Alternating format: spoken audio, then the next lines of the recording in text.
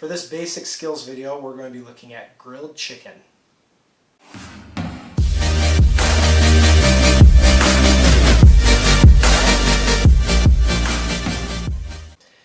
So we're going to be going over how to make awesome grilled chicken. This works for doing it in bulk, or if you're doing it for a barbecue or whatever. For today in particular, we're doing it in bulk. We've got a full bag of Costco chicken breasts here. I'm going to show you how to prepare them so that you can grill them all up and put them in the freezer and use them for any meal in the future where you want to have some grilled chicken. But you can also apply these techniques to, if you're just doing small quantities, also for a meal at the time. So the first step is butterflying our thawed chicken. If your chicken is frozen, you can thaw it in a bowl in the fridge overnight, or what we had to do, quick thaw by putting it in a bowl with a very small amount of water running over the chicken that thaws it. So butterfly chicken, you're going to want to find the thickest end of the chicken. So here is where it's a bit thicker. On this side it tapers to a finer point. And so I'm going to butterfly the chicken by cutting through the thicker side towards the narrower side.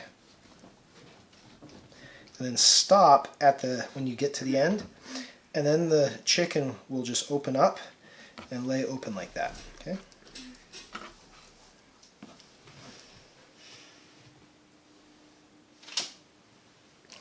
And I'm transferring it to a baking sheet that I already have a sheet of parchment paper on with oil on. So you can see here's the thicker part of the chicken and here's the narrow part of the chicken. If I cut the narrower part first, then when it grills, the thinner part's going to grill faster. And this is why we butterfly the chicken. I forgot to mention that. The reason we butterfly the chicken like this is because the chicken is uneven in size, in shape. Over here it's real thin, narrow, it's got a small point here, it's real thick over here. So if we try grilling this, this part of the chicken is going to grill up and cook up through faster than here. By the time, if we eat it when this is perfect, this is going to be undercooked and could give us food poisoning. If we go all the way to the point where this is cooked through, then this is going to be dry and almost practically burnt. So if we butterfly it, then we make the chicken more uniform across. So when we put it on the grill, it's grilling something that's more of a similar surface all the way through, or similar shape and size throughout. Do you have any questions, buddy? No. Okay. This one's pretty much perfect. See, it's already kind of been opened, so I'm just going to leave this one alone.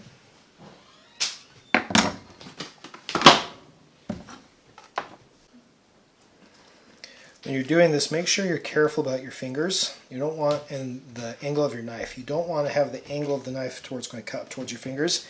You don't want your fingers to wrap over the chicken, because then they're going to get in the way. Just leave a flat hand on top. Don't press. Just kind of real lightly and gently put your hand on top of the chicken. Keep your knife level. I kind of use my knuckles as kind of my guide. Leave my knuckles on the surface of the counter. And then cut through. It's also important to have a really sharp knife as you do this, because you don't want to fight this at all. You want the knife just to glide through, cutting it as you move. You don't want to have to force it at all. If you force it, there's a greater chance of the blade slipping and cutting you. You want to try one, buddy? Sure. I'll find a good one for you.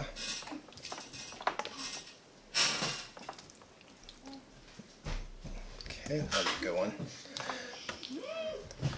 Alright, so if I kind of turn it like this, which side are you going to cut? This one? Yeah, that's right. So it might be hard to see on the camera, but this side is much thicker than this side. So you're going to cut here, okay? Okay. Yeah. Okay. You're going to put your hand on top. Keep your... Oh, it's cold. Yeah, it's cold. Ah. It's okay. Just like that. Okay. Just right there. And then just press a little bit with the knife. Go in and out, making strokes with it. It makes me nervous knowing that there's a sharp blade right underneath my fingers. It's all good.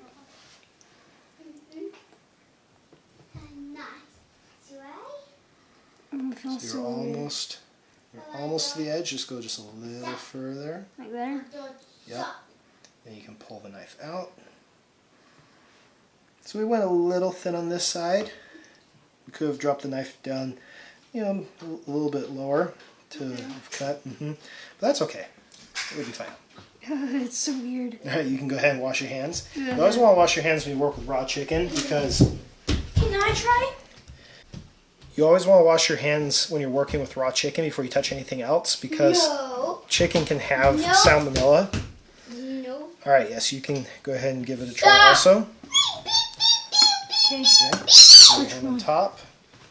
This one? You're putting your fingers below the chicken where you're going to be cutting. That means that if the knife slips, it's going to cut your fingers. So you want your hand resting on top. You want to keep the knife very, very flat and level and draw it across. Now you're tipping it, you're angling the blade at the cutting board. You got to keep it flat. Okay, now you're cutting through to this side too far. You're going to want to angle this part a little more that way as you cut. So that way it's an even line. Okay, stop. We're not cutting all the way through. All right, go ahead and wash your hands. Me? Yep.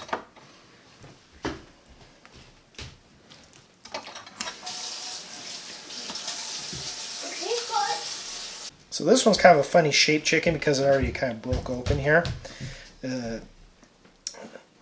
So what I'm going to do is I'm looking at it the way it's real thin here, but then thick in just one spot. So I'm going to butterfly just that one spot out, so that way it's all the same across.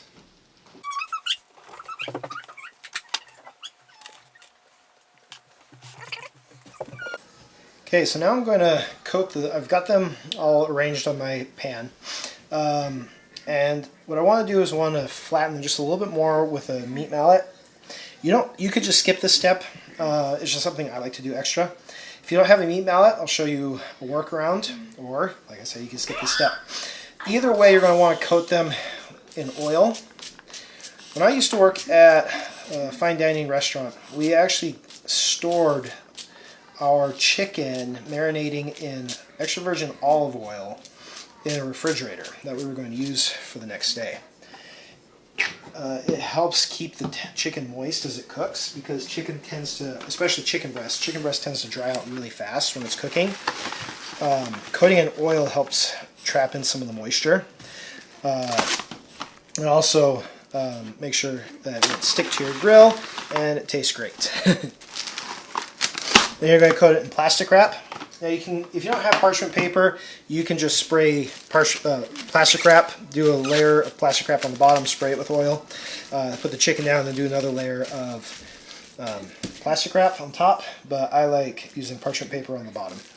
Alright, so then I'm just going to take my meat mallet, use the flat side. There's bumpy side and the flat side. Use the flat side. Here's your workaround. If you don't have a meat mallet, use a glass, a thick bottomed glass, where you can just pound out your chicken. Now the reason that you put the plastic on top here is so that when you're hitting the chicken, you don't have raw chicken juice flying everywhere, putting salmonella on everything. So just kind of find spots where each chicken's a little thicker. Usually where we left that part, that was where we butterflied it open, and there's that the thinner part of the chicken that we left alone. Sometimes it's going to raise up a little bit. So then we're just going to pound that flat.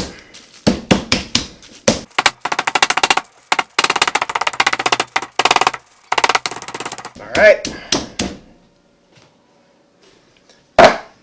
Now to the grill. So we're going to fire up the grill. Turn the gas on. Get it going. Fire. Yeah, fire. We're going to cook with fire. You're right, buddy. While the grill is heating, I'm going to close the lid. I'm going to then season the chicken. But I want to make sure I get the grill grate really hot before we actually put the chicken out on. So I get the grill preheated first. Oh, so it's been on high, the ignite side. I'm going to turn it down to about medium high. And then use that to, for all levels, or all three burners. We're going to put them at the same level.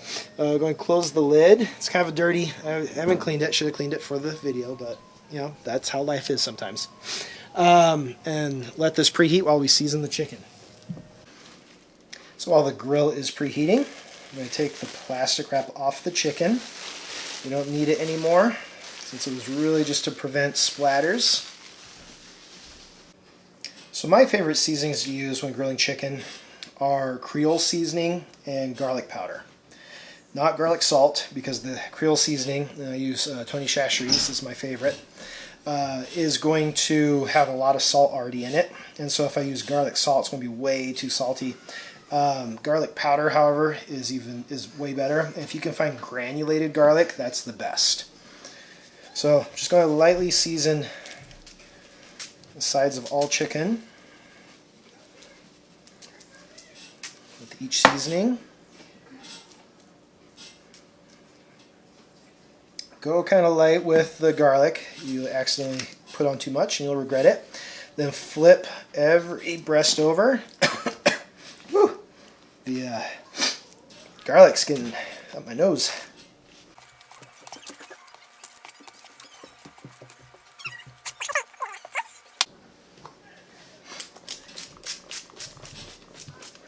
Said lots of oil will help ensure that it stays moist.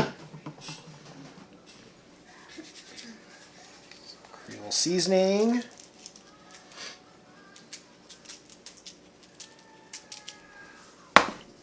And garlic powder. Now, if you have a seasoning blend that you prefer, go ahead and use that. If you're not sure, just use salt and pepper. There's that garlic again. Woo! If you're not sure what seasoning to use, just do both sides with salt and pepper, and just do it nice and liberally. All right, then just take your butterfly chicken and throw it on the grill.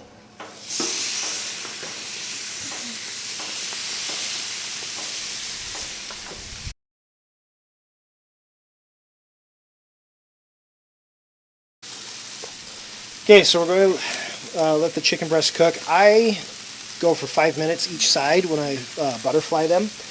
That's usually enough, but I always use a meat thermometer to check just to be sure. So we'll come back out here in 5 minutes.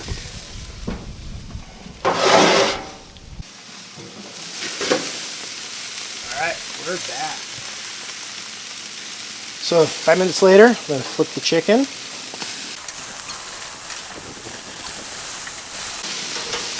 To get your grill hot enough properly, the grill grates and the oil on the chicken make it so that pretty much nothing sticks.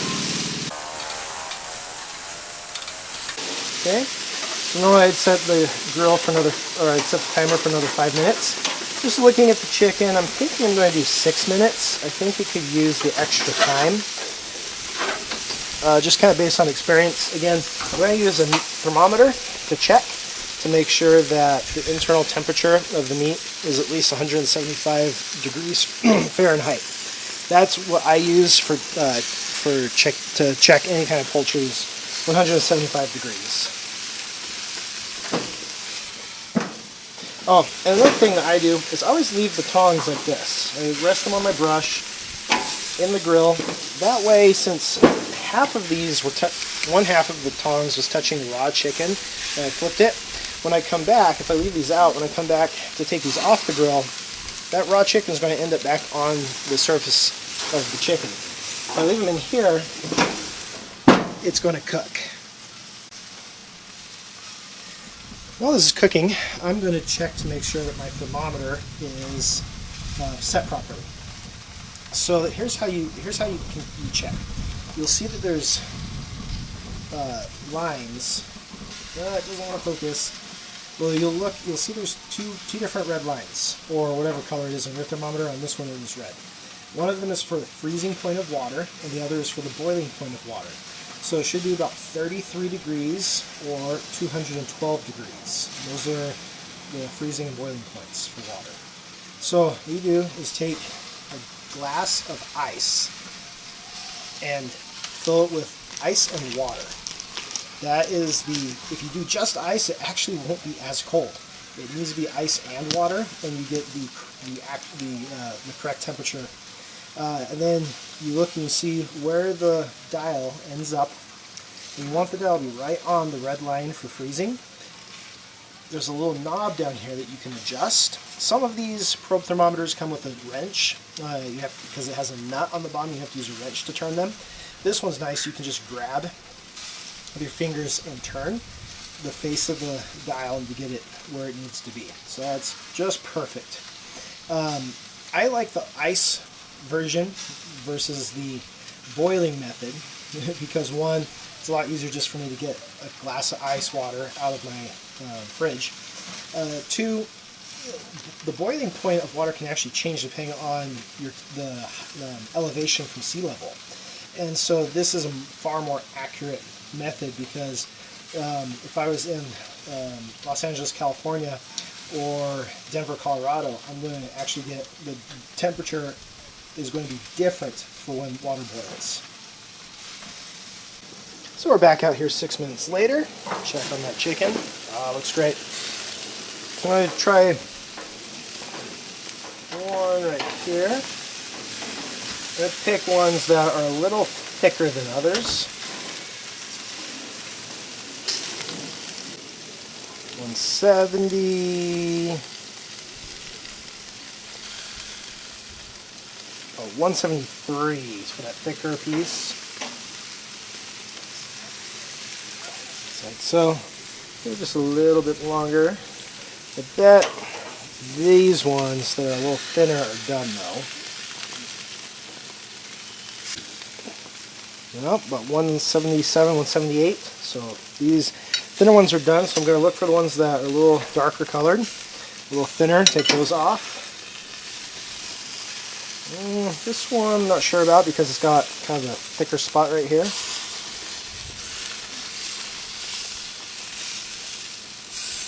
You want to use tongs anytime you're grilling. I don't like using the large two-pronged fork because then you poke holes into the meat you're grilling and it gives it a way for juices to escape. I only use the probe thermometer at the very end when I think that they're about ready to go. This was 170, so I'm going to give it a little more time. It's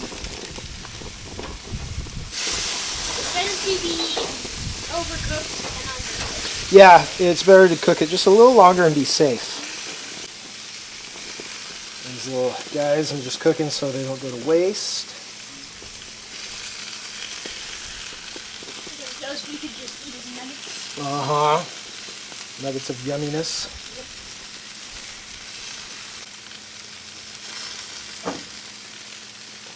Alright, we're just about there.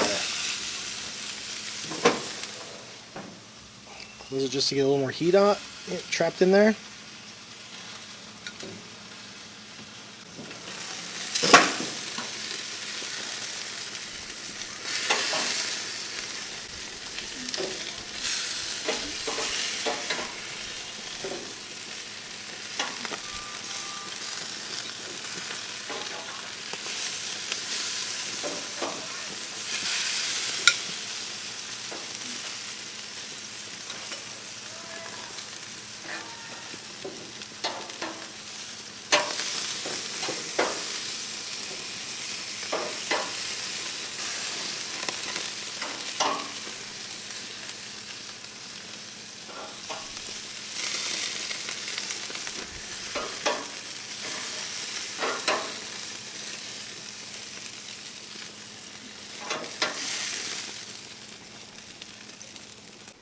Now for the slicing the chicken because we want to store this.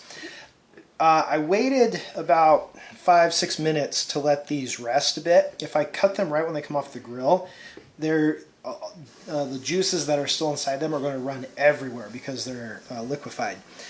If I wait until the chicken has stopped steaming, then when I cut into it, it's going to be nice and juicy, but I'm not going to get a whole pool of liquid coming out. And you can see just how nice and juicy and tender that chicken is. It's not dry at all.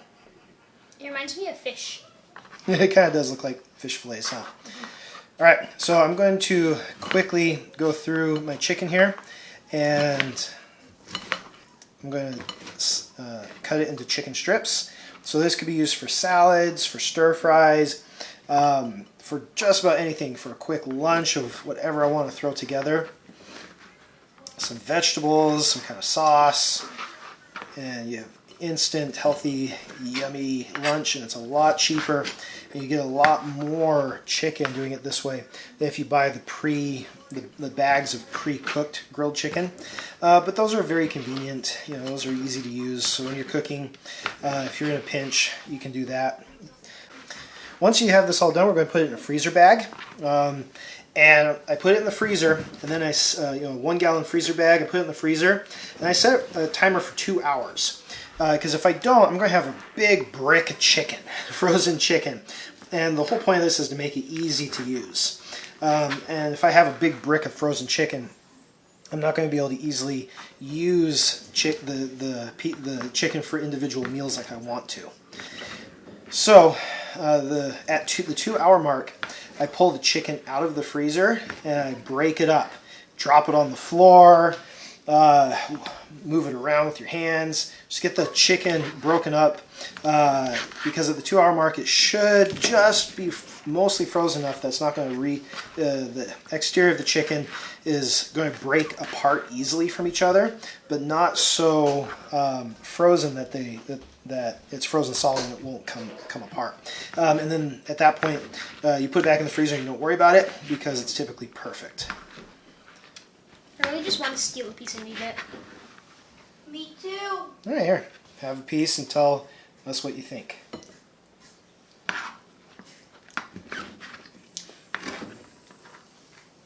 It's still kind of hot, but it's really good. I want to just Dip it and eat it. Okay, here you go. it's spicy. It's kind of spicy. Yeah, that's that Creole seasoning I used. You can use seasoning salt and stuff. I just like the Tony Chachere's Creole seasoning. I think it's a fantastic seasoning, but it does have a little bit of spice. Not too bad though. Yeah. Use it in moderation. May I have another one? It's not bad. You can have one more each. We gotta save these for dinners though.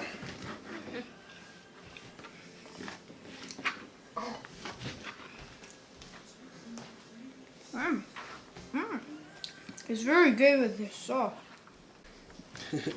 So you guys are just dipping it in the actual juices of the chicken. So it's they were all cooked to temperature, so that's not a concern.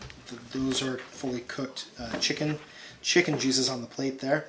It's just mixed with the seasoning that the chicken had. The Creole seasoning gives it kind of a reddish, brownish tint. And lots and lots of flavoring there.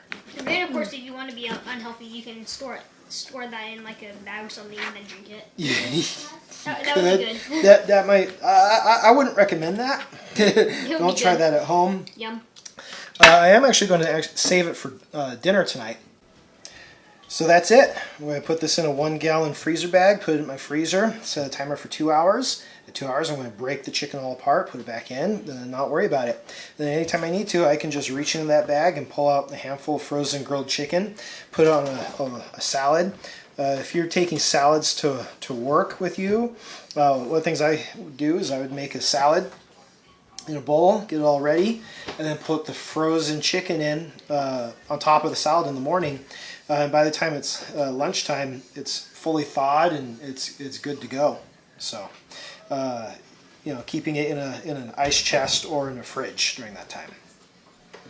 All right. Well, good luck, and share if you've had some creative seasoning blends that have turned out well. Leave a comment in the comment section and let us know what the way that you liked cooking it.